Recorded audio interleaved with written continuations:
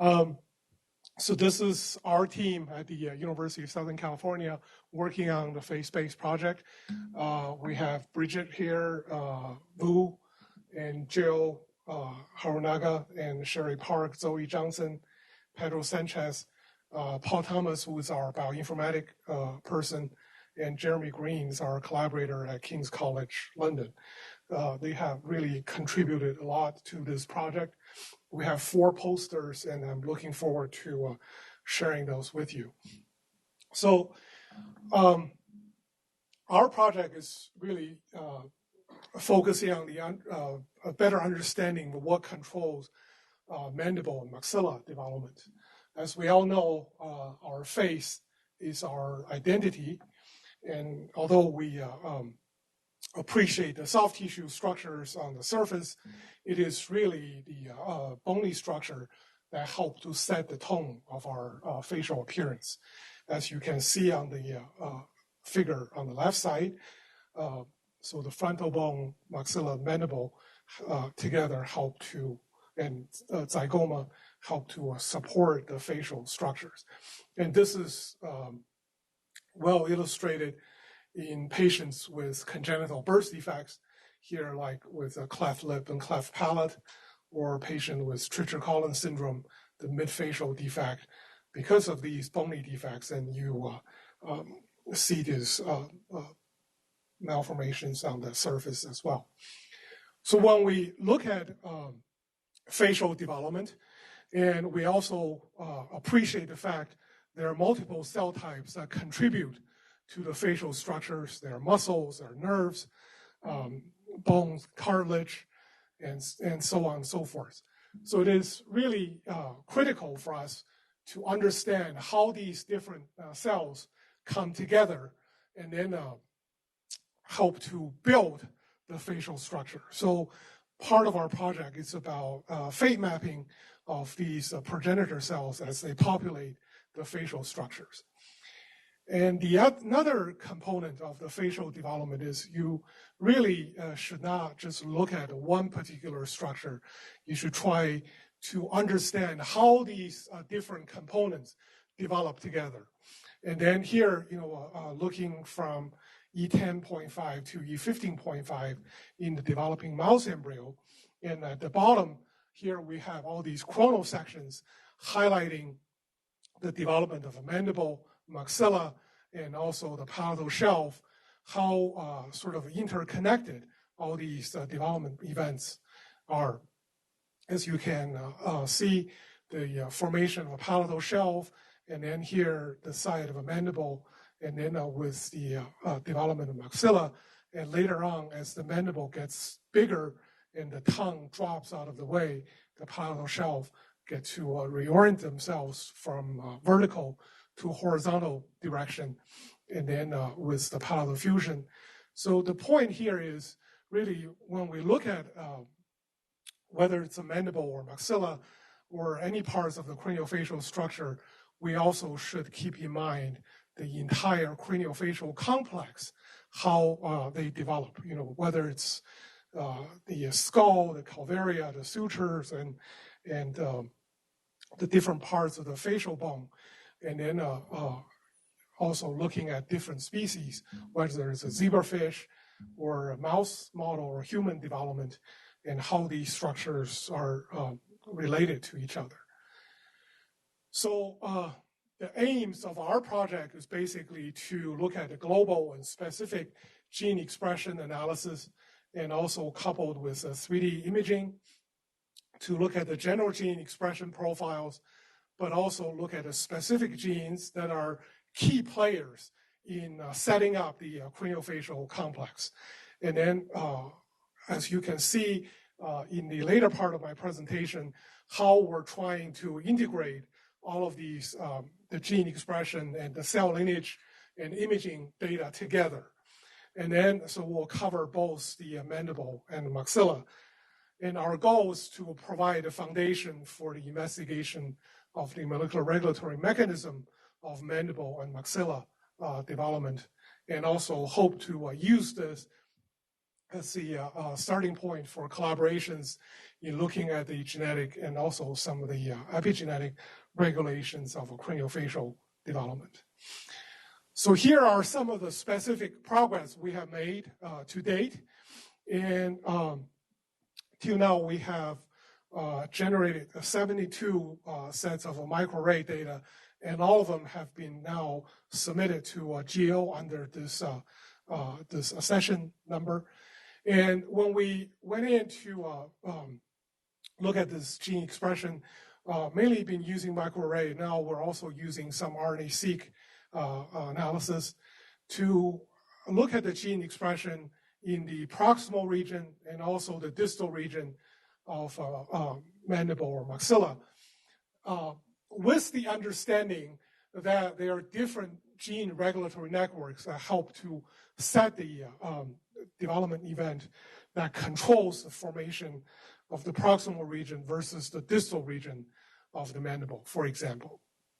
So when we generated these data sets, first, we look at how, here representing 3 different data sets here looking at the E13.5 in the distal region of mandible, and then see how well they basically segregate from the others. So clearly you can see our dissection process has been pretty reproducible in terms of generating this data. And what we are doing now is to develop a platform in which we hope that data users who come to FaceBase will be able to select their search and using the data that we have generated.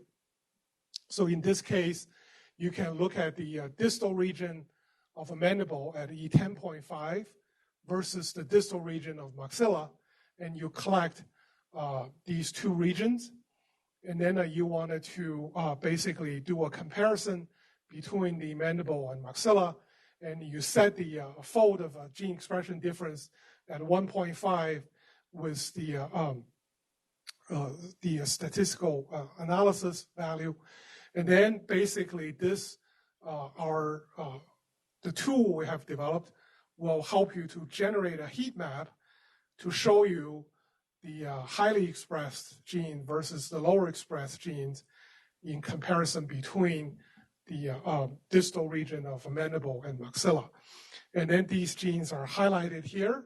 And if I enlarge that, and you get to see this top 20 differentially expressed genes between the distal region of the mandible and maxilla at E10.5. I think someone like David Closier here would appreciate to see, a hand tool, which is highlighted here, that is has a differential expression of 228-fold in comparison to the distal region of maxilla, and then also DLX6 was picked up. So there are these other genes that we really don't know whether they are involved in controlling the identity of the distal region of mandible. So this gives us a list that you can actually go on to design some experiments to investigate whether these genes are really involved in regulating the development of distal region of mandible. So this tool is being developed by Daniel Johnson, who's sitting in the back, and then we'll be happy to share with you how this works. And of course, this will be integrated into FaceBase. So what we have done is to look at this list and then go into the literature to find some of these published data where you can see indeed HAN2 is expressed in the distal region of mandible at E10.5. So is DLX6. So this gives us confidence that this data analysis is really producing usable results. And of course, we can also go on and look at the gene expression in different categories related to cell cycle regulation and in a group of transcription factors or other type of a cellular process, and then look at these different genes. And then later we hope to design the software that you will be able to click on different part of the pie chart and then give you a list of genes that have shown differential expression. So going back to the early stage of these craniofacial development, looking at the first branchial arch, you can see here in the distal part versus the proximal region, there are these different genes that are expressed early on that help to set different domains in the distal versus the proximal region. And then we also have learned within the first branchial arch, and you can further separate these different domains into the oral and the aboral region, and then based on the different gene expression. Here we have highlighted a few of these genes, such as ALX4, which is expressed in the distal region of the first arch, and then versus the, like BARX1 is expressed in the proximal part of a mandible and maxilla. And then looking at LHX6 versus goosegoid, and you can see the LHX6 expressed in the oral region versus goosegoid in the aboral region. And so these are, we think, some of the key regulatory genes in the early stage of craniofacial development that help to set the region and then control some of the cell's fate determination, which I will show you later on. And then so we think, by looking at this gene expression domain coupled with the cell fate analysis, and then later on with the 3D imaging analysis will help us to get a better understanding that how this kind of a molecular signature is set up at a different developmental stage that help to determine the morphology that we see later on in these craniofacial structures. So the way we wanted to highlight these data is not only having the original data here looking at MX1, DLX5, or collagen 1, its expression pattern at E14.5 in a chrono section coupled with a histology, so you know exactly where this gene is expressed, but also with these sort of a cartoon drawings. So this, we think, will be easier to relate back and forth with the cell lineage study that I will show you next. And then using this, this schematic drawing across different developmental stage will allow us to integrate it into perhaps a 3D imaging or 3D embryo, so you can slice it into different region and then pull out the data of your interest, whether it's a specific gene expression or microarray data or RNA-seq, and then it will allow you to further interrogate the data or to do some really quick analysis using the tools that we have developed, such as the gene expression heat map or getting the list of differentially expressed genes. So we all know that there are different cell types that help to contribute to the development of craniofacial structures. Here, using 3 Cre lines targeting the neural crest, or targeting the mesoderm-derived cells, or the epithelial component. And you can see during the early stage how the neural crest contribute to the first branchial arch, and then with the mesoderm-derived cells in this little island. And then if you look at the mesoderm-derived cells, and you get to see they are within the first arch, surrounded by these neural crest-derived cells. And so using this genetic cell lineage study, and then we should be able to get a sense how these cells contribute to the craniofacial structures, and then relate this information perhaps to what Shannon has shared with you in zebrafish, and then how cranial neural crest versus mesoderm-derived cells help to build those craniofacial structures. And then coupled with the sections where you get to see these specific contributions of different cells that contribute to the craniofacial development. So these are sort of a pretty standard approaches that people have been using quite a bit. And recently, we have been playing with some of the new reporter lines that many of you are using. In this case, the Brainbow reporter, and then looking at how the neurocrest-derived cells help to contribute to this, the different craniofacial structures in the face. And then you look at these different colors, and then you say, you know, how am I going to be able to make any sense by looking at this, and then with all these different colors that sort of mingle together. And I think we have a couple ways that may help you to get a better appreciation of how these cells help to build at least some of these early craniofacial structures. And then now, you know, slicing through the early stage of the first branchial arch. And this is looking at a E9.5 first arch. And you can rotate these structures, and looking at, you know, some of these, like the yellow cell clusters, still they're quite sort of mixed together. And then what we think it is going to be helpful is to use some of these inducible Cree lines, and then using a low dose induction to be able to follow at a short window of time to look at some of these cell contributions during the different stages of craniofacial development.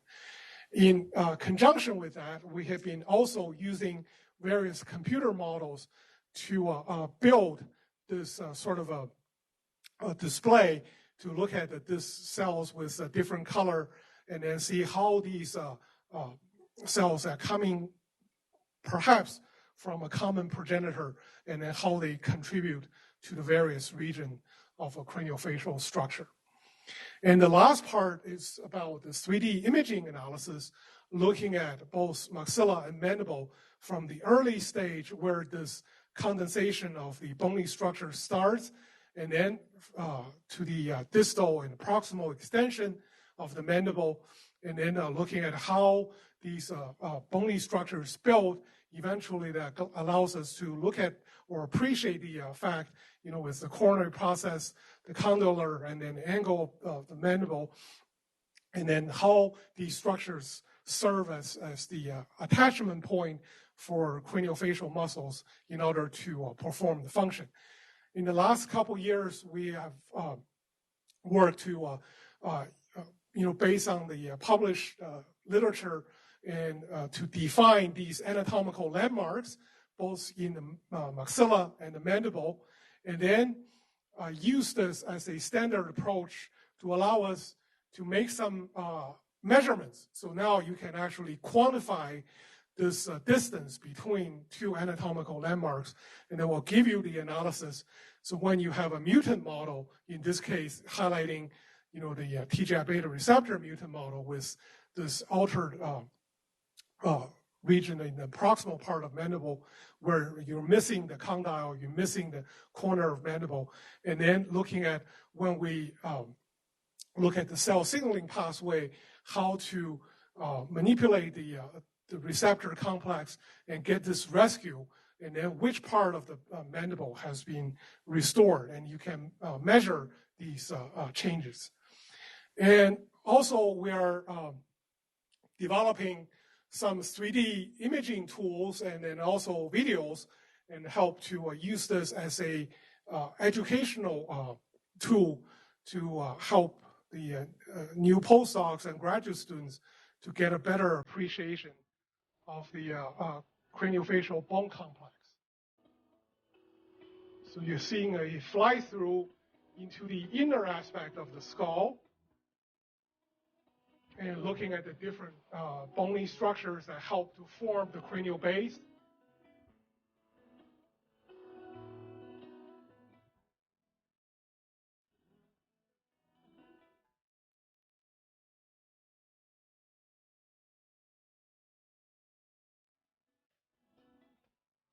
I hope you like the music.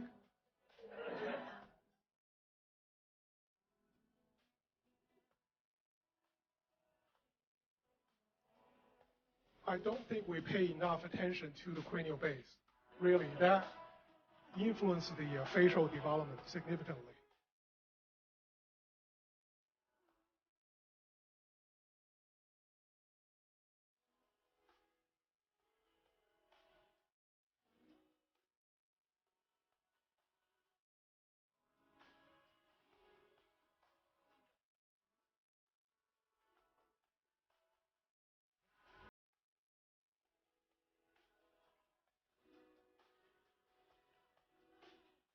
Now highlighting the anatomical landmarks on the mandible.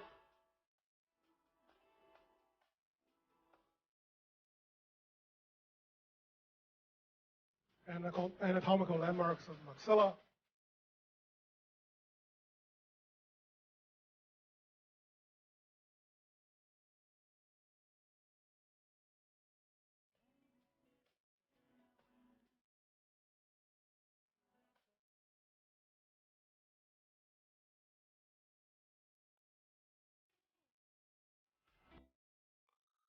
And then building the, the bony structures back together.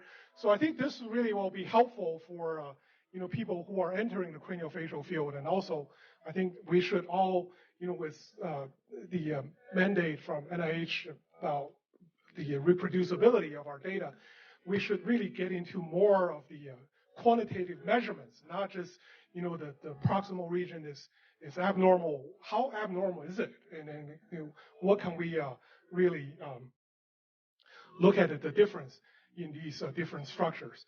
So here are the milestones. We're happy to say, we're actually for the micro CT, we're ahead of our milestones for year 1 and year 2, and then with all the gene expression data, we have already uploaded to the hub. So we're really excited to work with all of you. And then highlighting some of the existing collaborations, with Axel's group, looking at how some of the enhancers may help to direct the gene expression in the early craniofacial development. And also with Joanna Wasaka and also Sorelli's lab, looking at how the epigenetic regulation landscape of cranial neuroquest versus the bone marrow-derived mesenchymal stem cells.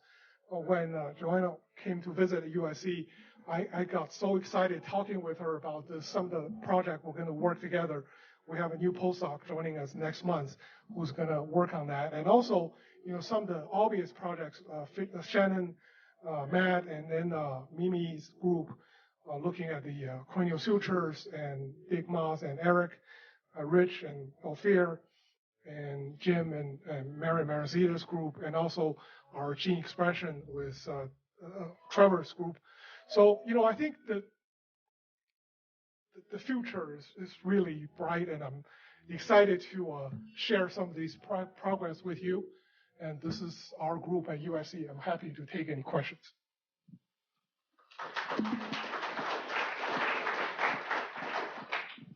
Jim. Yeah, those are beautiful images. I'm wondering if this goes for the zebrafish too. Are you ever going to be able to make the individuals? There we go. Are you ever going to be able to make the individual segmented 3D models available, like on the hub or something like that, so people just don't download the individual actual models? You mean the 3D animation? The segmented models. You've actually segmented out, and probably they could have names from the OCDM or something like that, because it might be useful for creating customized visualizations. I think it's kind of like what Carl was talking about, getting much more detailed annotation of the data and making it more available. So, we actually have developed a platform on which you can actually do proper measurements of the different anatomical landmarks. And our hope is to work with the hub to be able to integrate this, and then so you'll be able to analyze the mandible, maxilla, palatine bone, and also the premaxilla. These are the bones that we are committed to do, and then if goes beyond that, we probably need to see whether we can cover all of these anatomical structures.